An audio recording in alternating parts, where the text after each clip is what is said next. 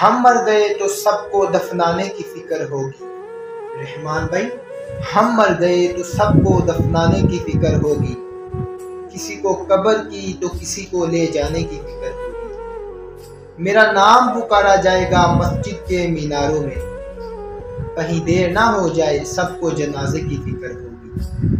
पहले रोते थे मेरे मरने के अफसोस में सब। अदील भाई, पहले रोते थे मेरे मरने के अफसोस में सब। हम चले गए तो इनको खाने की फिक्र होगी। जूं ही शाम होगी परेशानी बढ़ जाएगी इनकी।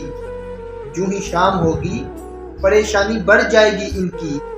इतने मेहमान आ गए, सबको सुलाने की फिक्र होगी।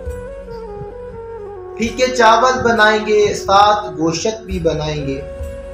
फीके चावल बनाएंगे, साथ गोश्त भी बनाएंगे।